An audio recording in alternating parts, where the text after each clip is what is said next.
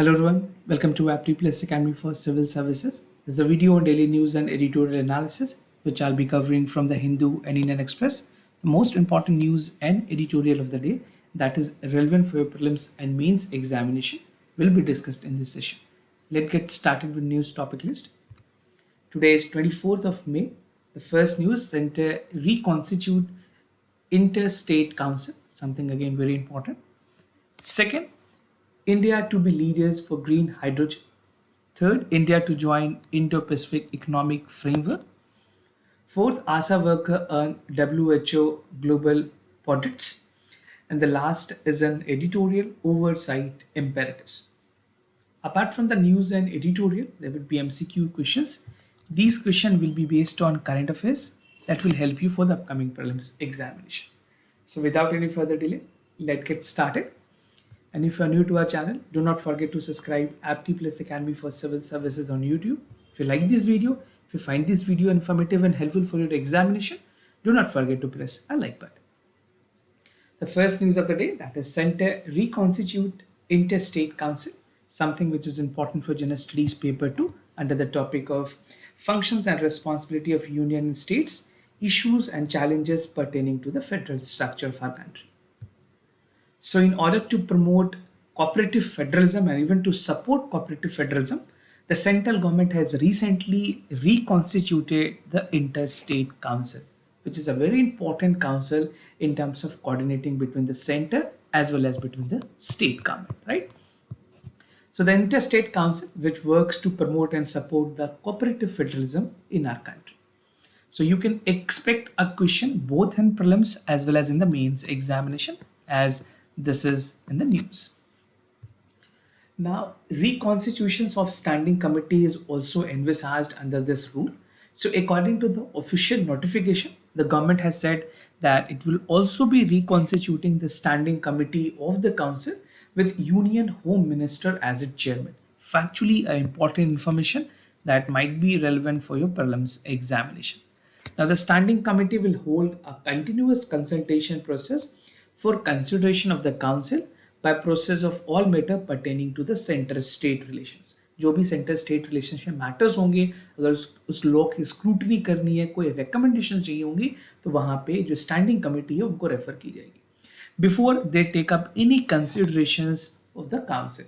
तो एक स्क्रूटनाइजेशन बॉडी की तरह आप स्टैंडिंग कमेटी को भी समझ सकते हैं. Now, what is Interstate Council? Some of the facts that are again important for the prelims examination.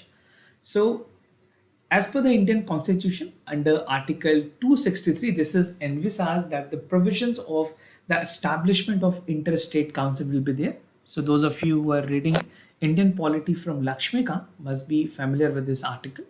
And the Interstate Council is a constitutional body that has a representative from the union government, और जो chief ministers of states भी होते हैं उनकी भी representations होती है. When it was actually formed, किस बार ज़रूरत पड़ी थी, किस कमेटी ने रेकमेंड किया था इंटरस्टेट काउंसिल के लिए? So the Sarkaria commission on the centre state relation way back in 1983 and 87 made a strong case for the establishment of permanent interstate council. Now this is to enhance the coordinations between the center as well as the states. Composition of council की अगर बात करें, the council is chaired by the prime minister, chief minister of all states and 6 union cabinet minister as its members, और 4 ministers होंगे for cabinet rank as a permanent invitees member. So this is how the interstate council will actually function. You can expect a question both in the prelims as well as in the mains examination. Mandate of council, क्या क्या important works होती हैं इनके लिए. So the interstate council is a recommendatory body. Make sure you have a factual note. Although it's a constitutional body, but its recommendation are mandatory in nature, and it is empowered to investigate the subjects and discuss the common interest between the union and the state. कोई ऐसी topic या ऐसी subjects हैं उस पर अगर discussion करनी है जो यूनियन और स्टेट दोनों के लिए कॉमन इंटरेस्ट रखती है, उसके बारे में काउंसिल रिकमेंडेशन दे सकती है, इन्वेस्टिगेट कर सकती है, make recommendations for the better coordination of policy for general interest of the states. And third, it mandated the council to create a strong institutional framework to promote and support cooperative federalism in country and activate the council and zonal council by organizing a regular meeting. So this is how the council actually functions, and these are the mandate that is envisaged in its charter or it's in the rule book. Now potential function of interstate counseling की अगर बात करें, if you're writing in mains paper आप इस तरह के flow diagram भी बना सकते हैं. The first is like public health, economic planning, fiscal federalism, disaster management, law and order, strengthening local governance, codifying the government role, and even the international relations. So these are some of the potential role of the interstate council.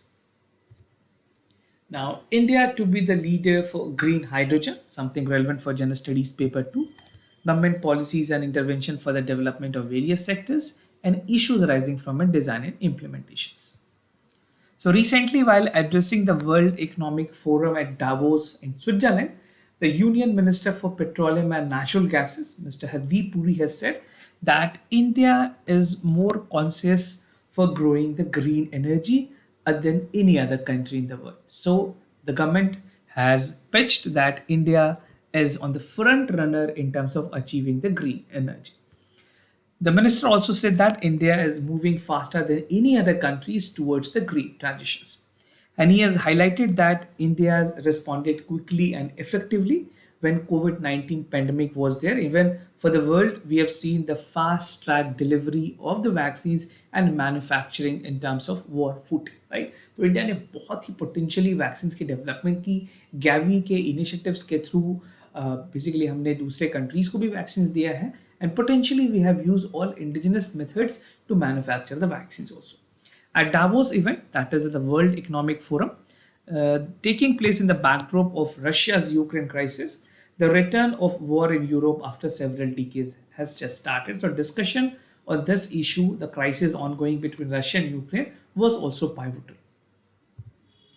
Now, India की green hydrogen potential की अगर बात करें, so recently the Union Cabinet has amended the National Biofuel Policy 2018, जहाँ पे जो date है उसको एडवांस की गई है. पहले के लिए टारगेट रखी गई थी 2030 20% ऑफ इथेनॉल ब्लेंडिंग के लिए, बट गवर्नमेंट ने अभी रिसेंटली इसको रिवाइज करके 2025 कर दिया है.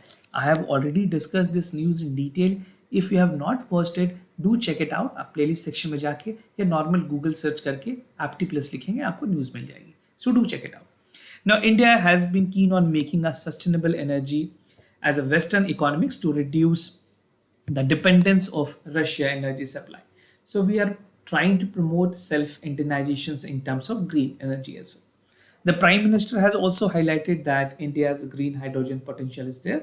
And he said that a special emphasis has been given on green hydrogen, biofuel blending, and exploration and productions of biofuel from alternative sources. Now, going green, fertilizer plants and oil refineries may have to ramp up for the use of green hydrogen to the tenth of their hydrogen requirement by 2030. This is what the union draft had noted, but इस चीज को revise करके government ने recently अब 2025 कर दिया. That is what I have discuss with you.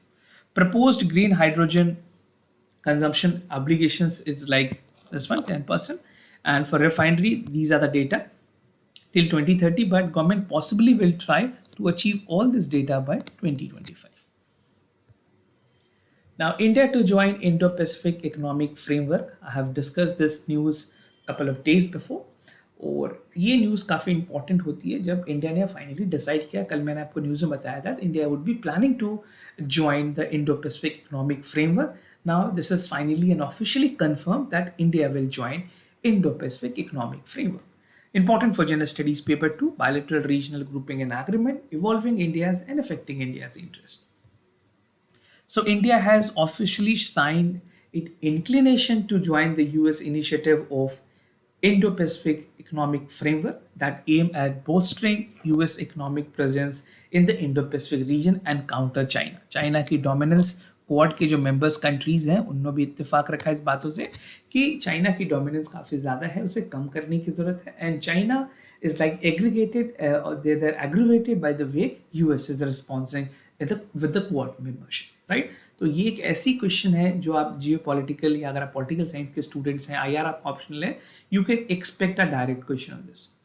The rational behind the IPEF is to gradually build an alternative system to compete with China. However, this is easier as it is earlier done with the Quad membership. The US administration said that the framework will strengthen the economic ties but won't be a free deal.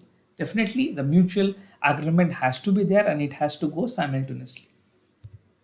Now, countries that are expected to join IPEF, this is for sure shot that these countries have joined, which include US, India, Japan are the part of the trade initiative. Other members include Australia, Brunei, Indonesia, Malaysia, New Zealand, Philippines, Singapore, South Korea, Thailand, and Vietnam. And together, these participant countries account for almost 40% of the total GDP. So, if you're writing in mains paper, you can highlight this. In prelims also, this can be relevant. तो दोनों जगह पे आपको से ध्यान रखना. Now, pillars of IPEF, क्या क्या important pillars हैं? जो पहला सबसे important pillar है, that is trade. Second is supply chain resilience. Third is clean energy and decarbonizations. And fourth is tax and anti-corruption measures. उसके अलावा India will work together with other IPEF countries to build an inclusive and flexible Indo-Pacific economic framework. Now, IPF plan also follows US plan for Blue Dot Network to certify infrastructure projects against a set of criteria and standard, which was launched by the US, Japan, Australia in 2000 network. UPSC ने already Blue Dot Network पे questions पूछे हुए हैं. Do check it out. These are some of the important concepts that you must know. ये basic current affairs के questions हैं जो आपको actual पता होने चाहिए. ASA worker earn WHO global audits. This is important for General Studies paper 2. Government policies and intervention for the development of various sectors and issues arising from a design and implementations.